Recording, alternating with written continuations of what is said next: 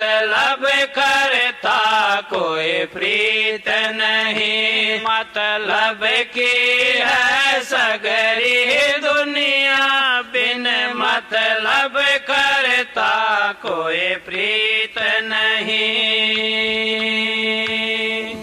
साहिब कंवर जियो हेला लावे, सतगुरु की महिमा दर्शावे। साहिब कंवर जियो हेला लावे, सतगुरु की महिमा दर्शावे।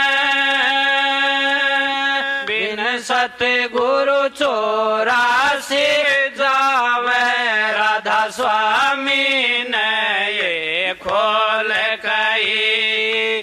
बिन सतगुरु चौरासी जावे, राधा स्वामी ने ये खोल कही। सतगुरु बिन हमने देख लिया, कोई भी किसी का मीत नहीं। सतगुरु बिन हमने देख लिया, कोई भी किसी का मीत नहीं। मतलब की है सगरी दुनिया, बिन मतलब करता कोई प्रीत नहीं।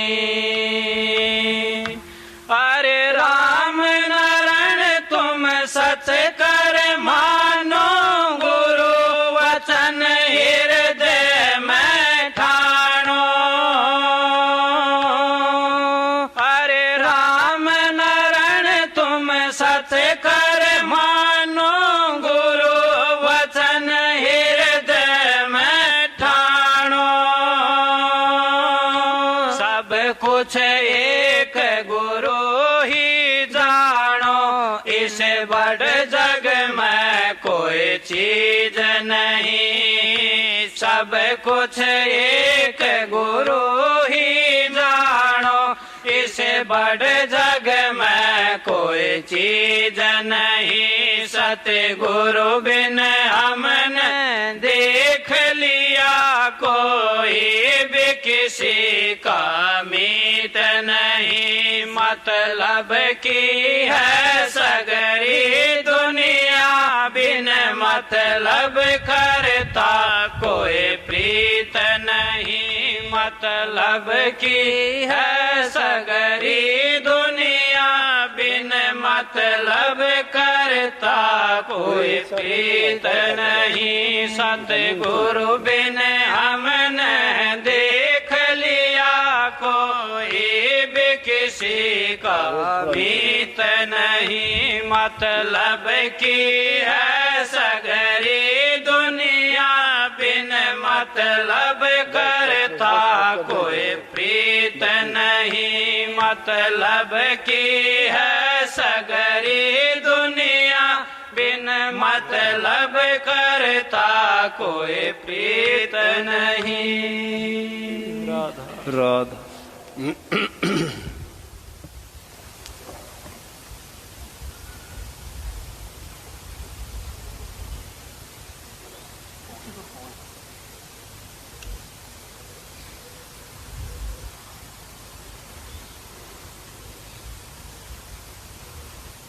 राधा स्वामी, राधा स्वामी दयाल की दया, राधा स्वामी सहाय, राधा स्वामी।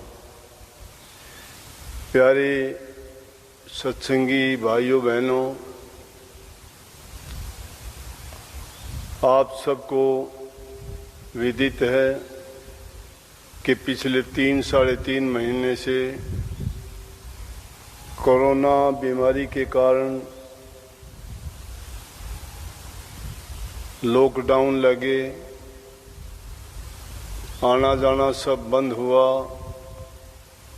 सभी कार्य, न केवल सत्संग, जितने कारोबार थे, चाहे वो कृषि से संबंधित थे, चाहे और दूसरी कारखाने, फैक्ट्री, छोटे उद्योग धंधे, स्कूल, कॉलेजेस,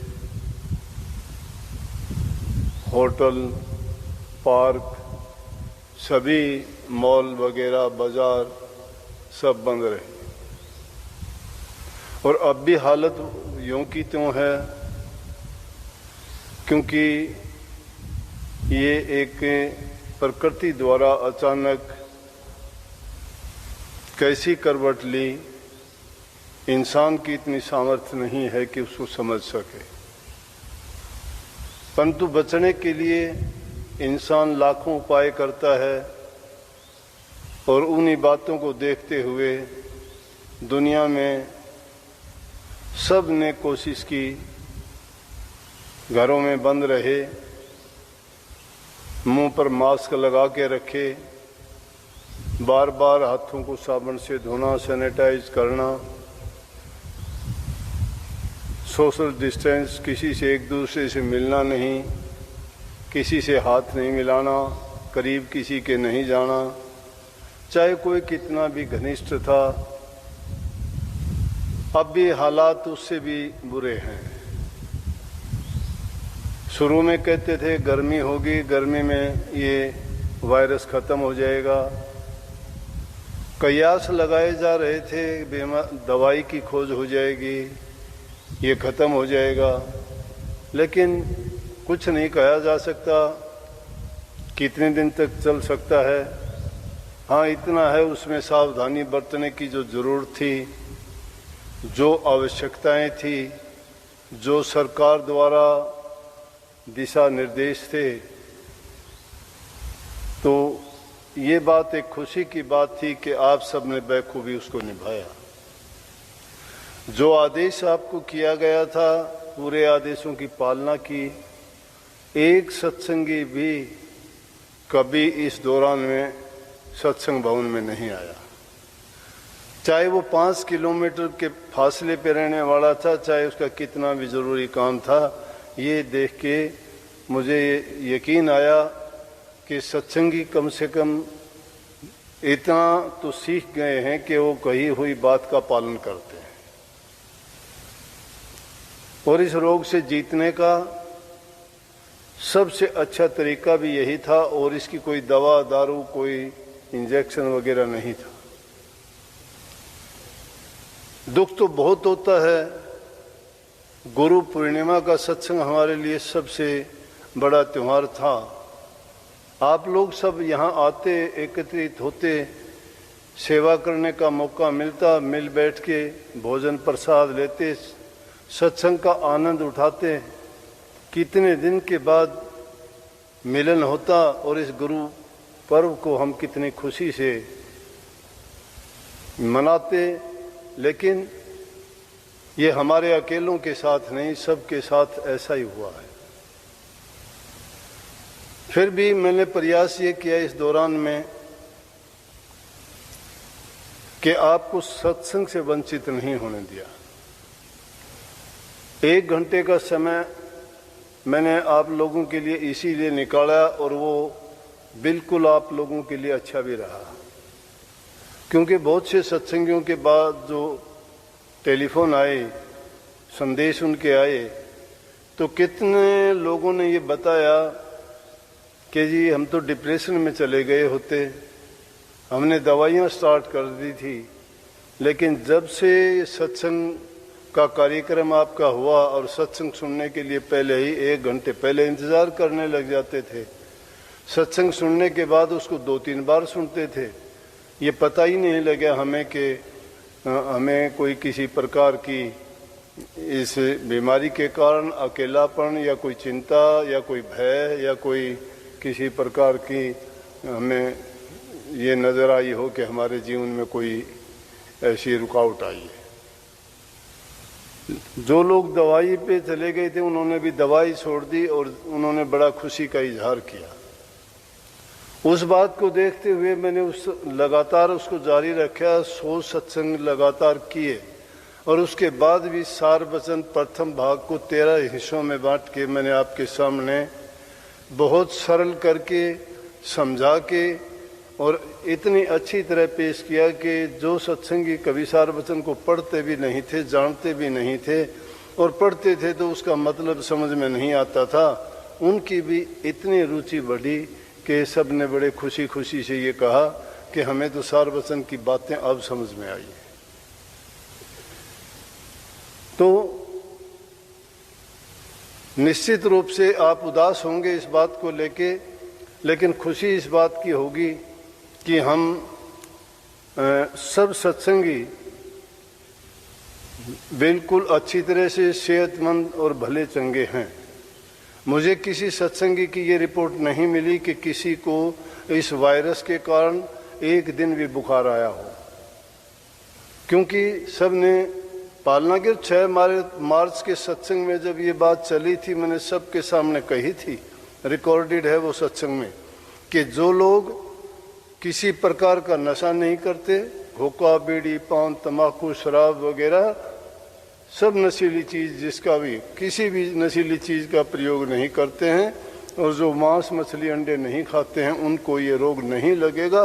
अगर लग भी गया तो ये उसका कुछ बिगाड़ नहीं पाएगा। तो अव्वल तो किसी को ये रोग आया नहीं, आया होगा तो चुपचाप अपने आप ही चला गया, पता ही नहीं चला। तो ये एक बहुत अच्छी बात थी। अब कल का सत्संग है, मैंने आप लोगों को लगातार पिछले 1 हफ्ते से ये बात कहता आया हूँ। आज टाइम था नामदान वालों के लिए, बस ज़्यादा नहीं, 150-200 ही आदमी आ पाए, क्योंकि किसी को पता नहीं लगा, किसी को कोई हालात होंगे या इसके कारण कुछ लोग हो सकता है परेशान हो, आने जाने में परेशानी हो। लेकिन आज उनका टाइम था, जिन्होंने रजिस्ट्रेशन कराया था उनको सबको नाम की दीक्षा दे दी गई। कल के लिए वो जो जैसे मैं कहता आया, इसी प्रकार से आपको सत्संग उसी टाइम पे 10 बजे, 10:15 बजे के आसपास शुरू हो जाएगा, और उतने ही समय के लिए इसी प्रकार से आप घर बैठे हुए अपने टेलीफोन पे, अपने टेलीविज़न पे, वो यूट्यूब पे जो जैसे भी ये प्रसारण यहाँ से आपको दिया जाएगा, घर बैठे उसका आनंद उठाना है। यहाँ आश्रम में आने के लिए पाबंदी नहीं थी, लेकिन क्योंकि नियम की पालना करना है इसलिए हमने भीड़ नहीं करनी। तो कुछ बस 100-200 यहाँ सेवादार आए होंगे, बाकी संगत को यही आदेश है कि वो घर बैठे ही उस सत्संग का लाभ उठाएं। इतने सत्संग जब आपको सुनाए गए हैं तो, और ये आप अपने मन में जो आप सुमरण करते हो, ध्यान में बैठते हो, अभ्यास करते हो, उसके साथ साथ एक प्रार्थना रोजाना किया करो प्रभु से कि उन्होंने हमारी पुकार सुनी है और आगे भी सुनेंगे कि इस रोग को जल्दी से ख़त्म कर दें और फिर से पूरे संसार की जो काम कारोबार उसी प्रकार से चलना शुरू हो जाए और सभी लोग अपने जो सामान्य जीवन में लौट के आए, किसी को किसी प्रकार की दिक्कत परेशानी ना हो और सब खुशी खुशी अपना जीवन जिए। अगर आप प्रार्थना करोगे, प्रार्थना में, याचना में बड़ी ताकत और शक्ति होती है। आप सत्संगी लोग हो, समझते हो, सत्संगों के माध्यम से इन बातों को अच्छी तरह जानते हो कि एक आदमी कोई भी अनुनय सच्चे दिल से एकाग्रचित होकर कोई प्रार्थना करता है तो सुनी जाती है। जब यहाँ हम किसी आदमी से कोई बात कहते हैं, उनसे भी अपना काम करवा लेते हैं, तो प्रभु तो सबकी इच्छाओं को पूरा करने वाले हैं, वो सब के बारे में सब जानते हैं। अगर सच्चे दिल से हम उनके सामने ये अर्ज करेंगे, पुकार